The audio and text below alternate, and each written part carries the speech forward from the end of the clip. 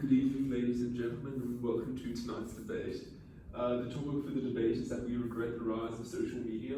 On the affirmative team, we have Emily, Declan, and Inika, and on the negative team, we have Georgia, Sierra, and Lara. I'd like to welcome Emily to open tonight's debate.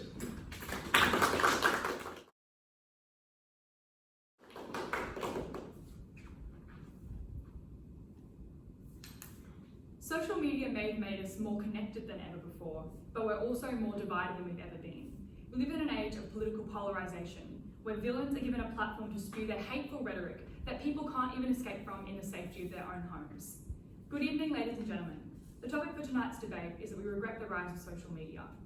We define social media as websites and applications that enable its users to share and create content or participate in discussion through social networking. For example, these are platforms like Facebook, Tumblr, Snapchat, and Instagram.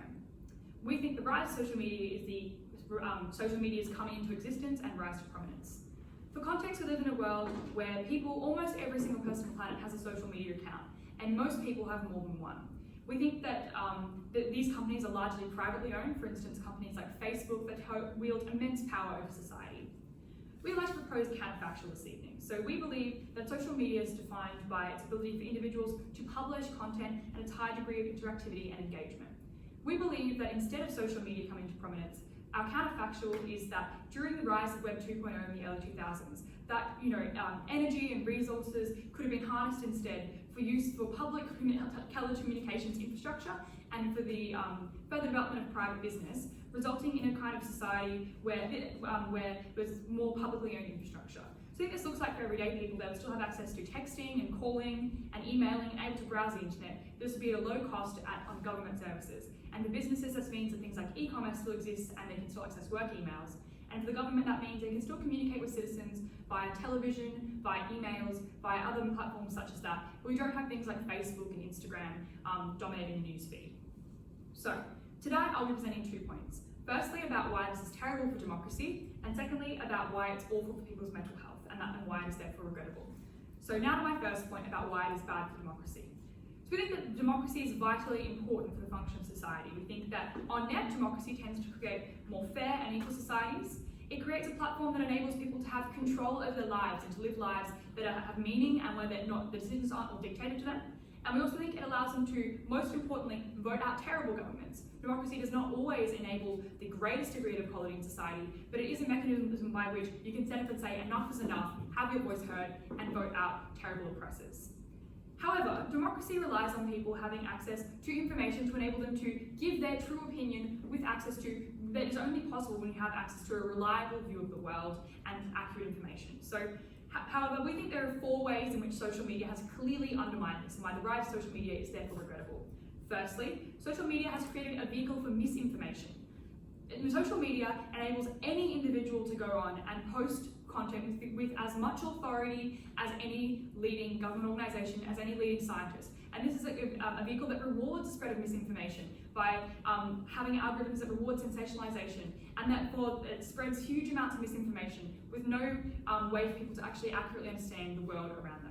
Secondly, we think it places a huge amount of control in the hands of private companies. We think that companies like Twitter and Facebook wield immense power over the kind of discourse and information people have access to, as they are able to shut down individual users at the drop of a hat. They are able to change the kind of content that you can see. I think so these private organisations don't have the incentive to act in people's best interest. Their best interest is to maximise profits and to spread really sensationalist news, whereas individuals' best interests are to try and have the best and most reliable access to information. We think that we can only have to we look no further than the kind of power that Twitter was able to give to President Donald Trump, and now the fact of being able to silence him by removing that platform. Whilst that might be in society's best interest, who's to say, it is truly alarming that platforms such as Twitter and Facebook have the power to entirely shut down discourse and to silence leaders around the world. Thirdly, we think that social media uniquely polarizes society and creates polarized political discourse, as its algorithms reward A, sensationalist news, but B, enable people to only have information channeled into certain funnels. So we think that people often leads to the creation of echo chambers, as people only have access to a really narrow frame of things that are being promoted on their newsfeed. Fourthly, we think that data mining leads to undermining elections. So private social media companies have been engaging in data mining and accessing people's personal information and selling it to third-party companies, which then leads to information being manipulated and targeted specifically towards them in manipulation of elections, like we saw in the Cambridge Analytica scandal. This resulted in a society where democracy has been weakened beyond recognition and people are being coerced into voting for people against their best interests. We think this is highly regrettable. By contrast, a world in which social media had not risen and did not exist would be one where A, reliable information comes from reputable sources. So we would be living in a world where, reliable websites that had to cite their sources or key figures such as the government would be able to provide reliable information to individuals, and they would be able to trust their information and make important decisions in their lives based on it. And secondly, we think we would have less power for private companies who have the incentive to act against society's best interests, who have the incentive to profit, and instead give more power to reputable organisations like non-government platforms and to the government, who have an incentive to act in society's best interests, and they have the ability and the incentive to shut down hate speech and violence online. And that is why we think that we regret the rise of social media. Now to my second point about how it is bad for mental health. So social media, there's a few key components that make it particularly pernicious for people's mental health. Firstly, there is a constant expectation that you are in communication and that you are engaging in the platform. Secondly, there's pressure to post and curate your life in a certain way, to present yourself as being highly successful, to present yourself as being wealthy and popular. Thirdly, we think that it enables people to anonymously post online, and it gives you that ability to engage in public uniquely in a sense where you have access, you're able to say whatever you want without fear for repercussions because you can hide behind the cloak of anonymity. This means, firstly, that people are under constant pressure all of the time to be engaging in that, and their lives are subject to more scrutiny than ever, as that more of their life is put into a public sphere, and also more of their life is able to be commented on by anonymous people who do not fear the repercussions. Also, we think that people are subject to more harsh criticism than ever before, and we see things like public figures being gone after, or even children being subject to constant cyberbullying and vilification. And we think that this is unique because, unlike normal bullying and normal harassment, they cannot escape in their own homes from it, and it's truly inescapable. This resulted in terrible mental health outcomes with some of the most mentally unwell young people that we've seen in generations. In a world without social media, we would be able to stay in contact via email and text and be able to call our loved ones. However, there will be no pressure to constantly engage in this public platform, and there will be no emphasis on the visual elements that have led to rises of doctored images and have contributed to mental health conditions such as eating disorders at an alarmingly high rate. Because of this, we very clearly regret the rise of social media, and for that, we are very, very proud to propose.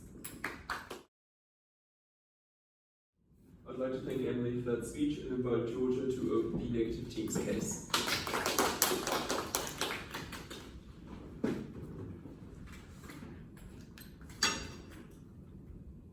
Tonight, the affirmative team have been all too willing to point out all the issues that there are with social media.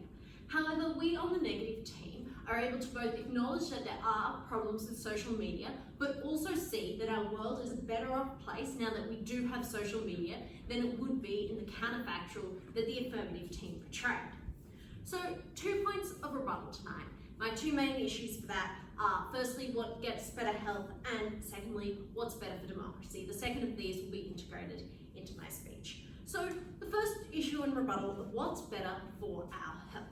We believe on the negative team that under both worlds, you were going to get the cyberbullying and all the dreadful experience, you were going to get the bullying that was described by the affirmative team. Of course, if we don't have social media, this won't be over Facebook or Instagram or whatever, but it will still exist. We see that bullying existed before we have social media. Bullying continues to exist in schoolyards and places where social media might not be being used, and we see that that will continue to be a problem. People can send hate mail or whatever, whether or not they have access to Facebook.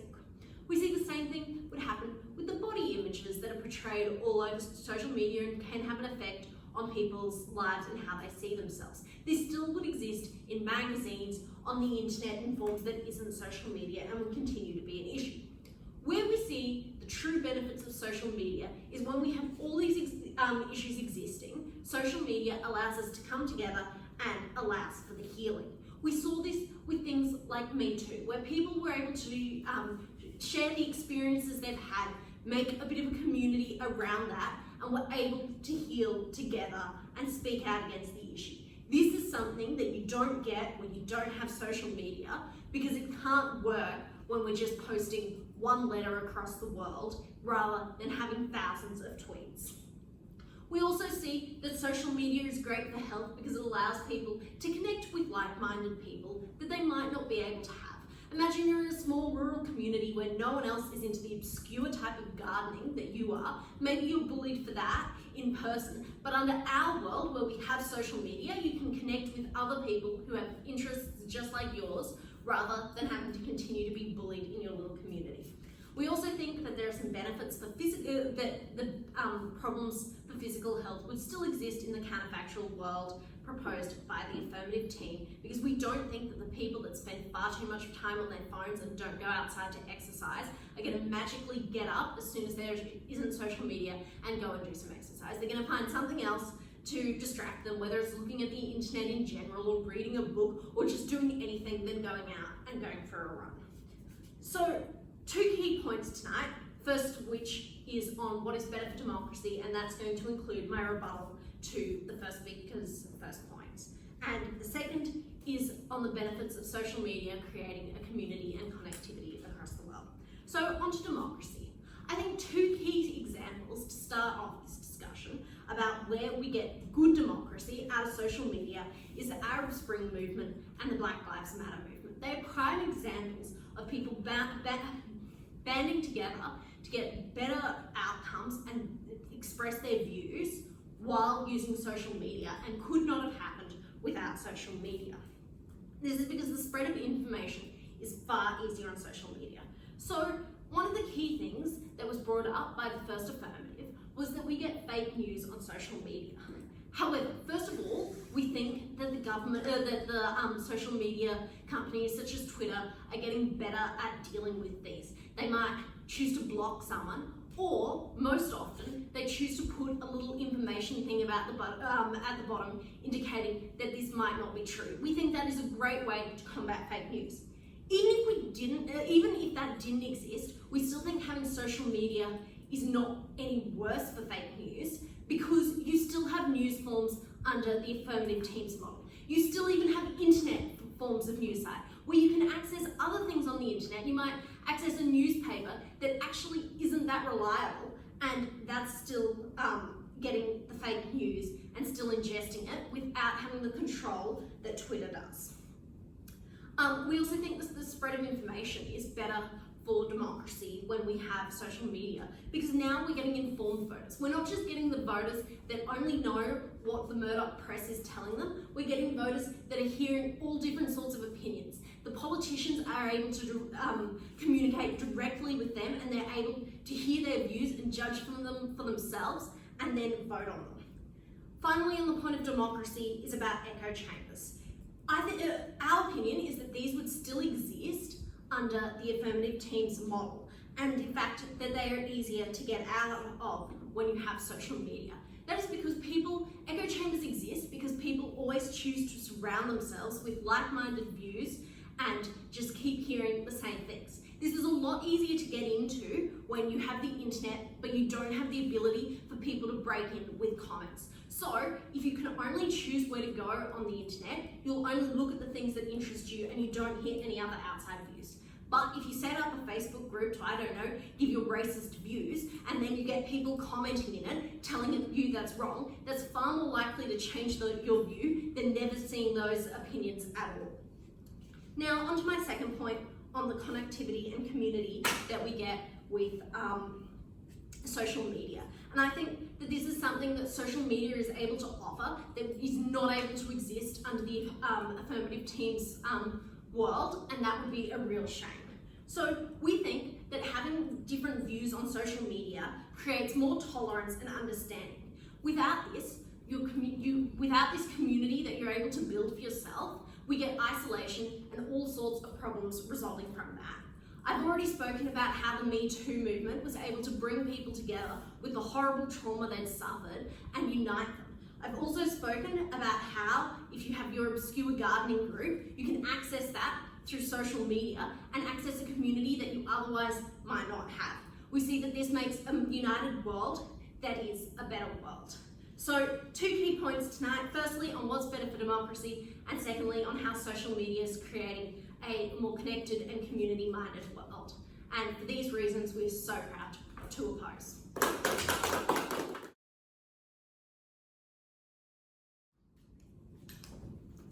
Tonight, the opposition has continually downplayed the specifically addictive and negatively impactful way that social media has influenced our lives, including democracy and our health, and done a poor job of comparing it to the internet and browsing the internet itself.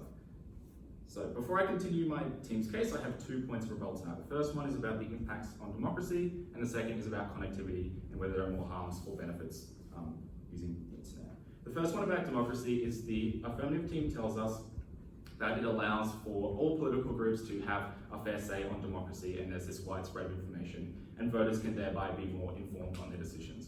We see this as just absolutely false because of the nature of social media, is that people are specifically catered to using echo chambers and algorithms as a means of making advertising profit. These private companies force political groups further away from each other and damage actual beneficial discourse online. This has gone far beyond fake news and the like, and it's just gone to just spreading blatantly incorrect facts and stats, which is incredibly dangerous, obviously. Social media has also extended this approach to politics of no research, no care, just seeing something online that President Trump has tweeted, which feeds into your already preconceived notions about life, and then continuing to spread those and vote accordingly. We thought that before social media, through the use of more carefully edited print media and less clickbaity type media articles, people were much more informed, and therefore democracy was a lot more fair in terms of access to news and education of issues, etc. They further tried to bring up movements like Black Lives Matter, etc., as good examples of impacts to democracy of political groups. We believe that the internet, that social media specifically, has actually damaged the potential that Black Lives Matter could have had through, as I mentioned before, the easy spread of misinformation about the movement and about stats, etc., and actual verified studies that supported the movement, and just blatant discredit of these things. And we thought that this was really terrible and would never have happened without social media movement. We thought that news was always better, and we thought that this was just always had to be better for democracy. My second point of rebuttal is about connectivity, and they tell us that people with niche hobbies, etc., would find it easier to find each other online and develop groups, and would be less subjected to bullying in real life.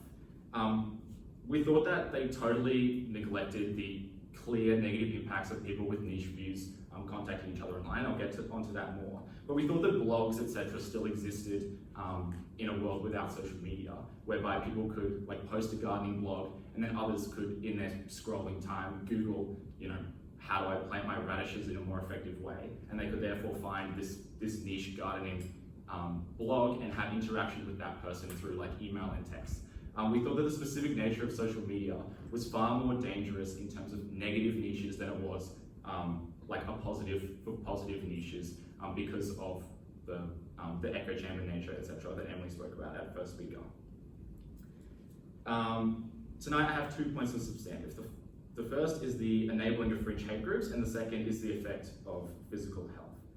So, before the rise of social media, if you had a view that 0.05% of people agreed with, and you went out into the street and started parading it, whether it be racist or homophobic, etc., you would be subject to people telling you that you were an idiot and you didn't know anything. And we thought that that was always a good thing because fringe negative people didn't believe that their views were mainstream.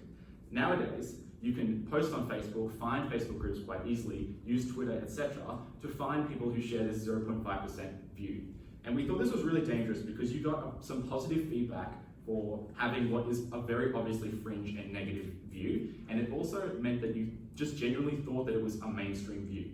We thought that this would have real life negative impacts because it meant that you could go outside, spread this view with the confidence that you had this backing of supporters, and that you were no longer this just one racist person in a community.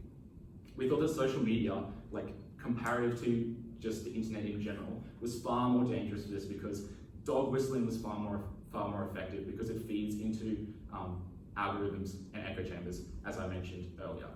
Even as high up as like the president endorsing specific examples of these groups like QAnon have proven that dog whistling has become far more effective with the rise of social media. To delve into that example a little bit further, QAnon has used quite effectively, unfortunately, used Facebook and Twitter, etc., to spread negative and incorrect rumors about political parties and politicians, as well as spreading that like 5G is spreading COVID, etc.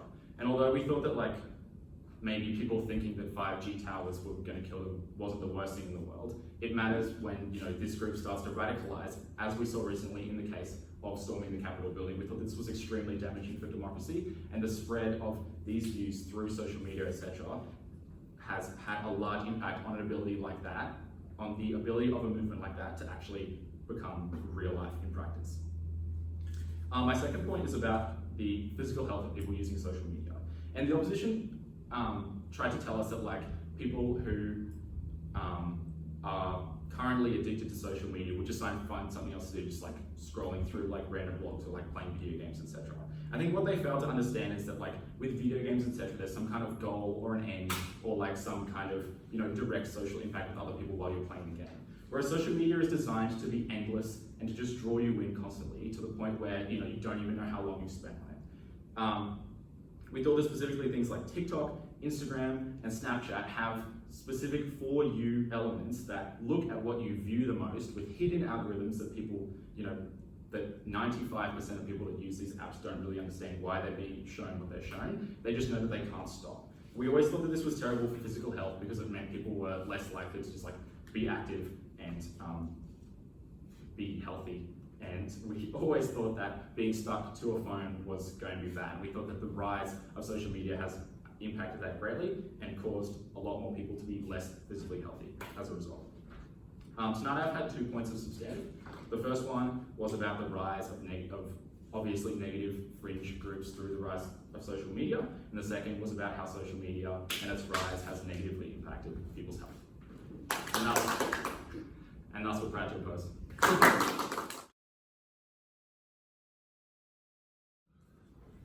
I'd like to thank Declan for that speech and invite Sierra to continue the negative team's case.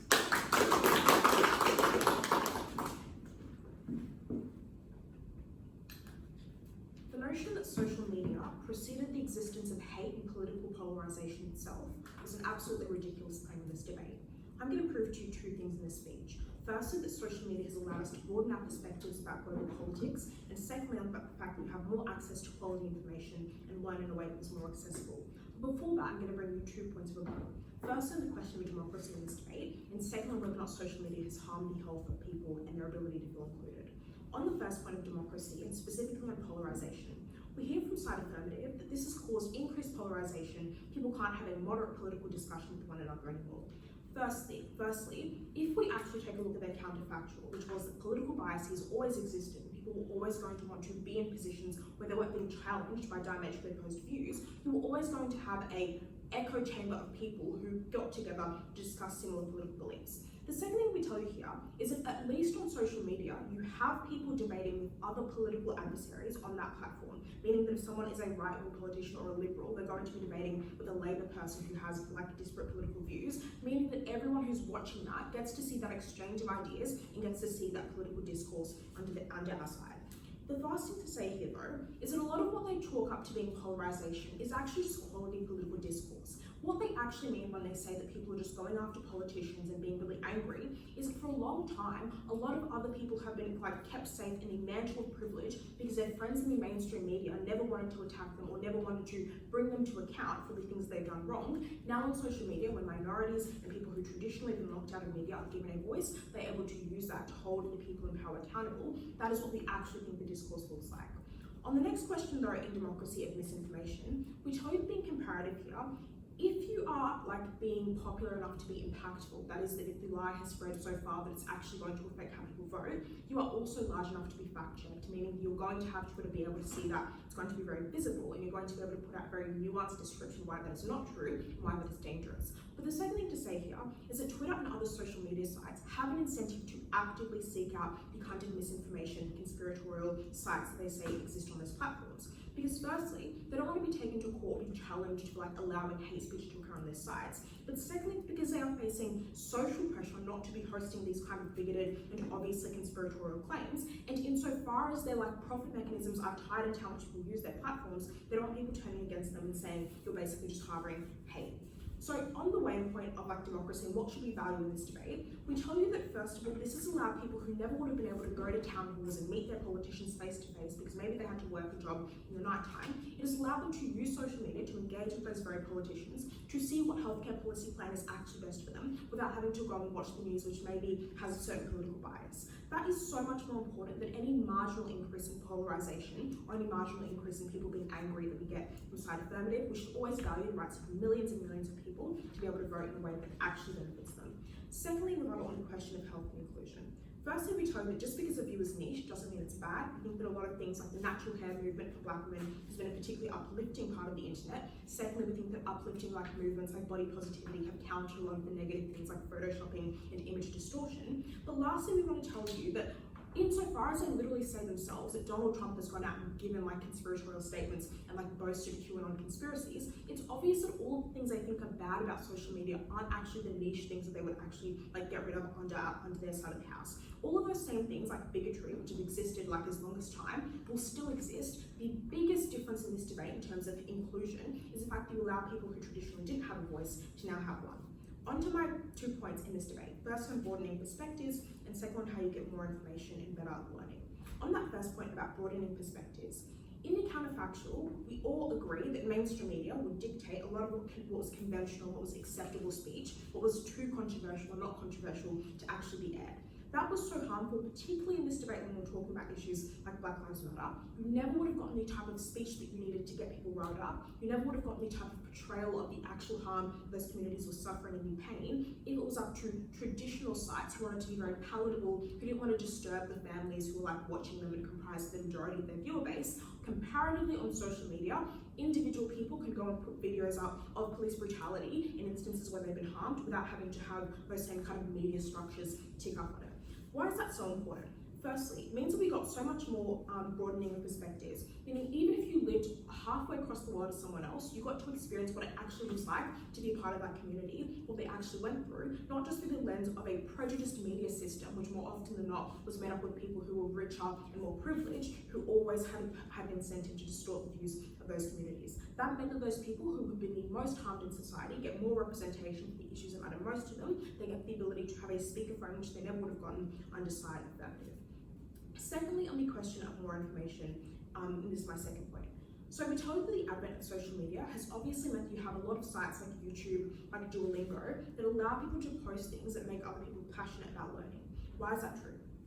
Firstly, because comparative to things like going to school, we think that a short video, albeit very short, is going to get you excited about learning science or learning about history. Those are things that are really important for people because a lot of students go to schools that are underfunded and decrepit. Maybe their teachers don't have a lot of time to engage with them one-on-one. We think that in the current world in which you can go on YouTube and get genuinely excited about something, it means you're far more likely to go into class the next day and engage with a greater bearing of understanding and a greater bearing of actually wanting to be part of the class. That was so important because firstly, you gave children who were locked out the ability to access a greater quality of education and a greater quality of wanting to be a part of that school. But secondly, it was because you allowed people to learn things that were new, and as I already previously alluded to, things like taking care of your hair as a Black person, or things like just specifically how to do makeup for your particular ethnic features. Those were things that, albeit small in this debate, were still very, very impactful on a day-to-day scale for certain people, and that is the type of information that social media has allowed us to share and distribute. In this debate, I brought you 2 points. First, on how you broaden the perspectives of people to be aware of global issues, and secondly, on how you increase the amount of information and learning time that people engage with. For all of those reasons, we're so proud to oppose. I'd like to thank Sierra for her speech and invite Erika up to close the affirmative team's case.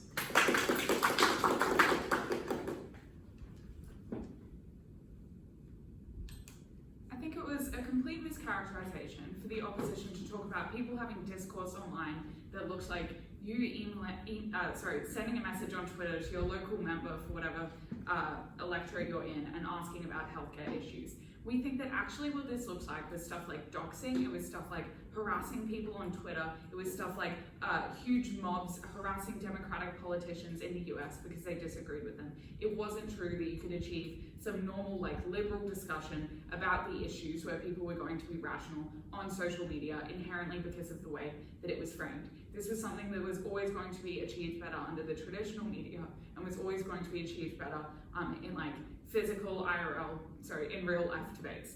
So I'm going to talk about a few things in this speech. Firstly, I'm going to talk about democracy and who achieves this better. Secondly, I'm going to talk about mental health and how social media makes this just exponentially worse, and address some of their points of like connecting to other people and disregard those things. And then lastly, I'm going to talk about physical health and also like learning and stuff like that, but some of that kind of falls into the previous points. So firstly on democracy, I think we give you a couple of reasons as to why you just can't shut down fake news. It's because people exist in these forums where they inherently reinforce each other's beliefs and then develop a mistrust of the mainstream media. It is much more difficult to do that if the only media that you have is the mainstream media.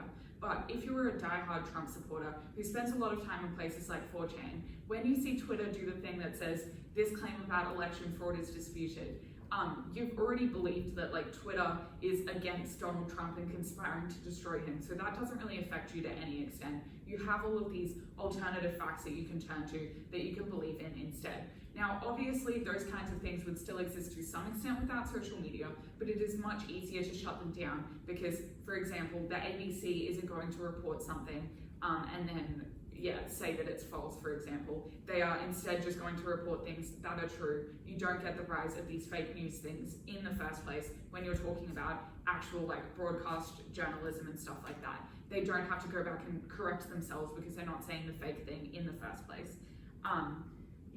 It also is so much harder to shut things down when people resort to things like dog whistling, which we told you at Declan and wasn't exactly responded to. That's because in order to shut down all sort of references to alt-right ideology on Twitter, you would have to ban stuff like people talking about like the concept of frogs, because that is something that has become a dog whistle. At that point, Twitter looks even more like paranoid, and Twitter looks like they are trying to control what people are saying, which then reinforces people's beliefs about the fact that those like companies are conspiring against and shutting down free speech.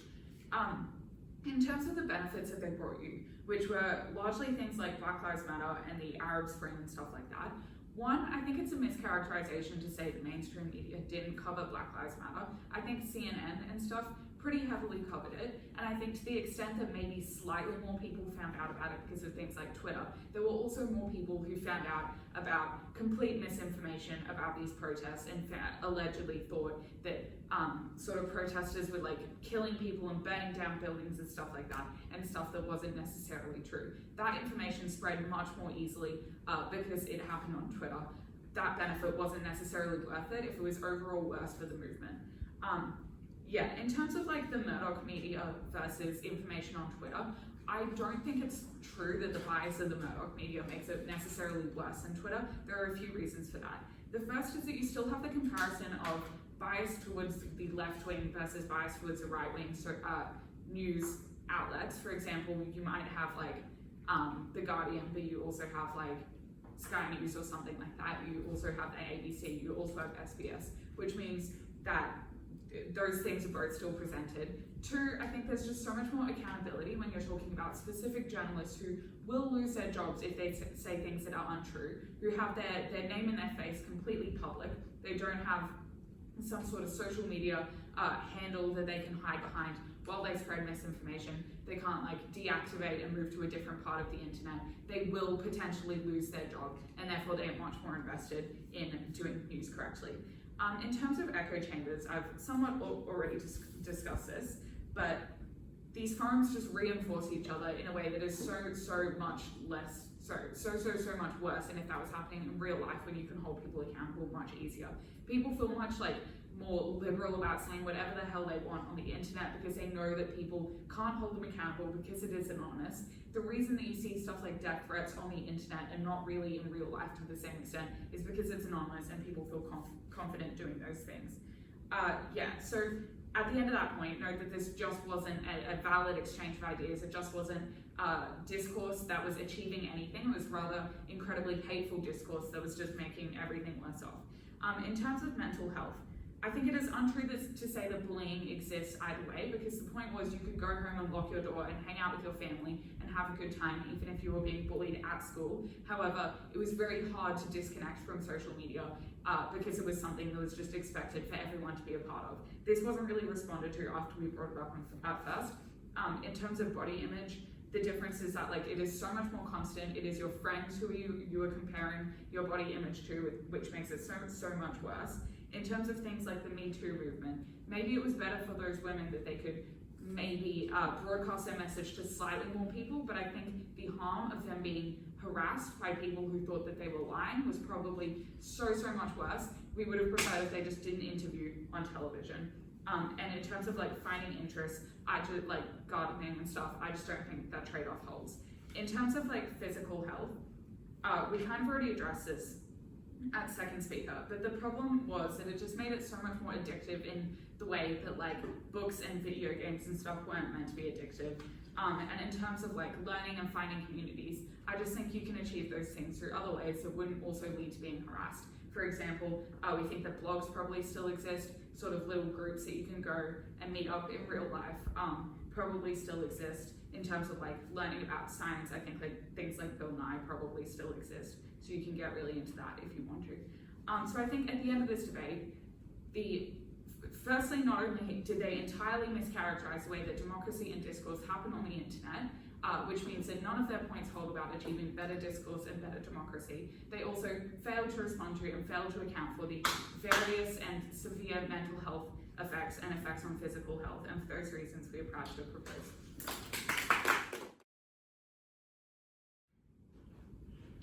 I'd like to thank Inika for that speech and invite Lara to conclude the debate.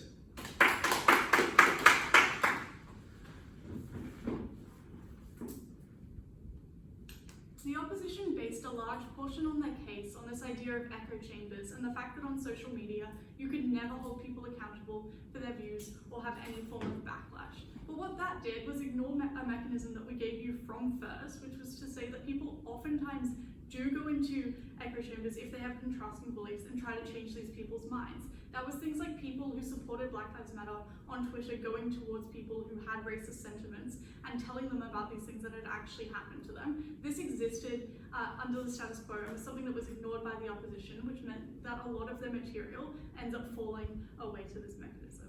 3 issues in this debate. Firstly, which side and whether social media actually impacted democracy. Secondly, on mental health and connectivity, and thirdly, on impacts to the individual, but specifically physical health and learning. On this first issue of how social media impacted democracy, there are a few things here. The first thing that the opposition brings up is that social media spreads misinformation and ends up undermining elections. We tell you from first a few reasons why we thought it was already getting better. This was things such as fact-checking existed and that you could flag when something was sensationalized or clickbait, but we also thought that you could have report these things. And as we tell you at second, these institutions such as Twitter or Facebook did have incentives to make sure that they were being reasonable with the things that they put out there because they could receive criticism. But we think it's also important for us to acknowledge that these attempts at misinformation and undermining elections existed under the status quo through things like news engagement. The opposition tells us, well, that is easier to shut down, but we don't think that's remotely true when you have large institutions such as Murdoch spreading certain types of information. You can't shut that down in the same way that you could just have fact-checking bars over one person's tweets.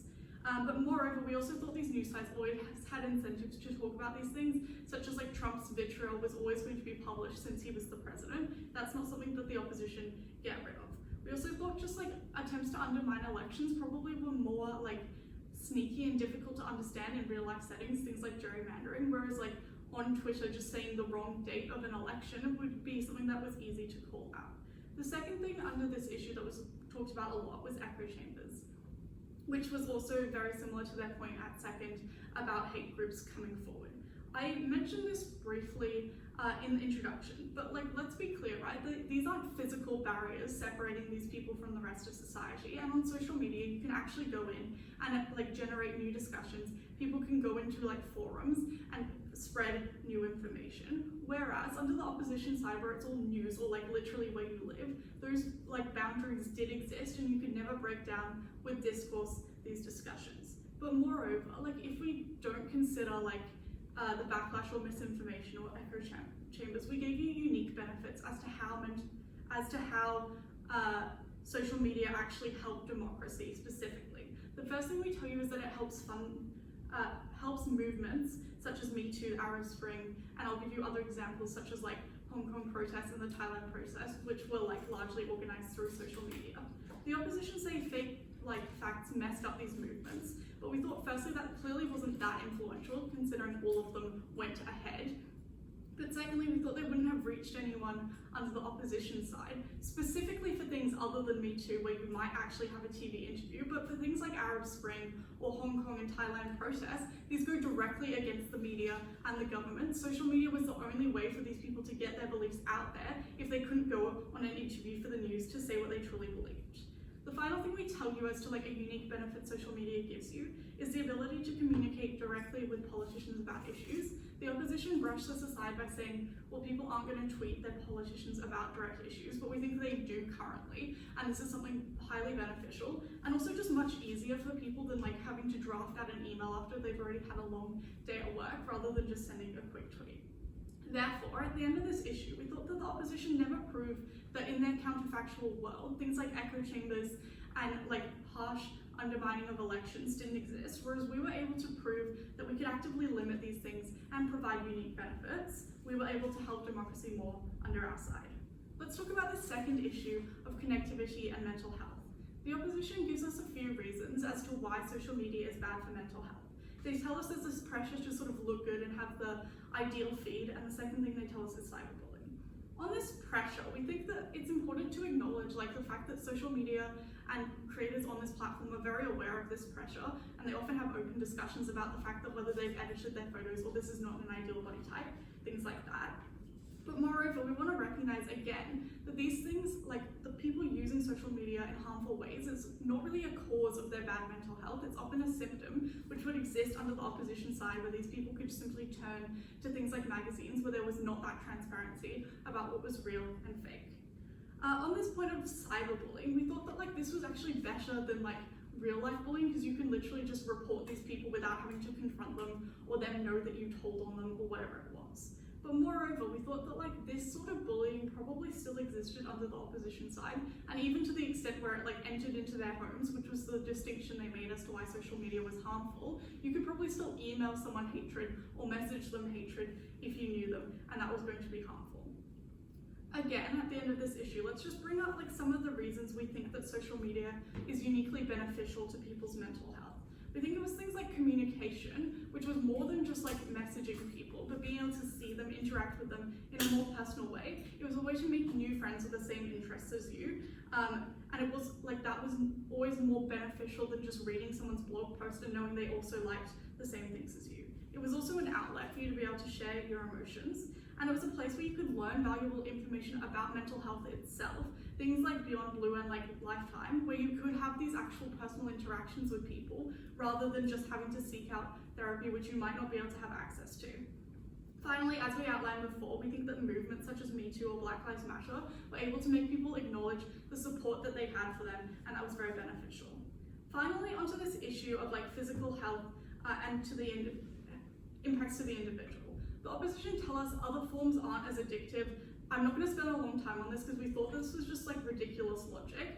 Games are built to be addictive because they have the exact same incentive to keep people playing them. That meant that any of their logic about how people were going to suddenly want to go outside didn't stand, but moreover, we thought social media would help people be more active because you had access to things like free workouts and you had the motivation to want to do it. Finally, them saying Bill Nye still existed on this platform didn't respond to the core of Sierra's material at second, which was to say that like these were things that weren't being covered by the mainstream media, things like learning about your specific like ethnic features and how to do makeup that the TV was never going to cover. Because we actually addressed these specific groups and how social media could help them, we were so proud to oppose. you.